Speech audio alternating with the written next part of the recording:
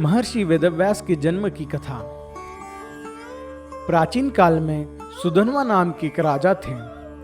वे एक दिन आखेट के लिए वन गए। उनके जाने के बाद ही उनकी पत्नी रजस्वला हो गई।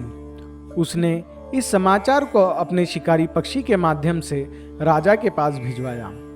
समाचार पाकर महाराज सुधन्वा ने एक दोने में अपना वीर्य निकालकर पक्षी को दे दिया। पक्षी उसी दोने को राजा की पत्नी के पास पहुंचाने आकाश में उड़ चला। मार्ग में उस शिकारी पक्षी पर दूसरे शिकारी पक्षी ने हमला कर दिया। दोनों पक्षियों में युद्ध होने लगा।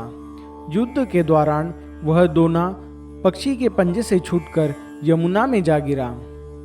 यमुना में ब्रह्मा के श्राप से मछली बनी एक अप्सरा रहती थी।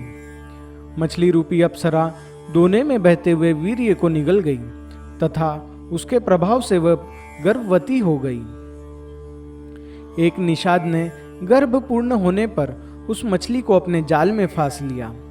निषाद ने जब मछली का पेट चीरा तो उसके पेट से एक बालक तथा एक बालिका निकली।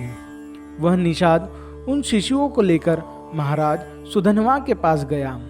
महाराज सुधन्वा के पुत्र न होने के कारण उन्होंने बालक को अपने पास रख लिया, जिसका नाम मत्स्यराज हुआ।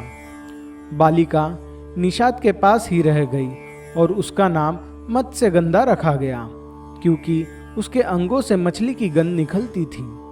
उस कन्या को सत्यवती के नाम से भी जाना जाता था। बड़ी होने पर वह बालिका नाव खेने का कार्य करने लगी। एक बार पाराशर मुनि को उनकी नाव पर बैठकर यमुना पार करना पड़ा।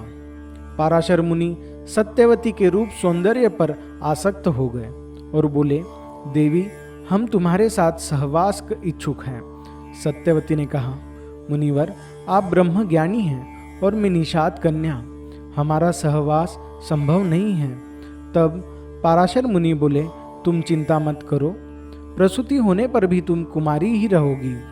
इतना कहकर उन्होंने अपने योग बल से चारों ओर घने कोहरे का जाल रच दिया और सत्यवती के साथ भोग किया।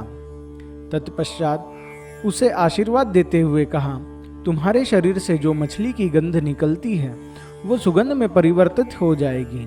समय आने पर सत्यवती के गर्भ से वेद वेदांगों में पारंगत एक पुत्र का जन्म हुआ।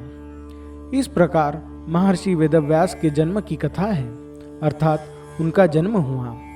जन्म होते ही वह बालक बड़ा हो गया और अपनी माता से बोला, माता, तू जब कभी भी विपत्ति में मुझे स्मरण करेगी, मैं उपस्थित हो जाऊंगा। इतना कहकर वे तपस्या करने के लिए द्वैपायन द्वीप चले गए। द्वैपायन द्वीप में तपस्या करने तथा उनके शरीर का रंग काला होने के कारण उन्हें कृष्ण द्वैपायन कहने जाने लगा। आगे चलकर वेदों का भाषण करने के कारण वेदव्यास के नाम से व्याख्यात हुए।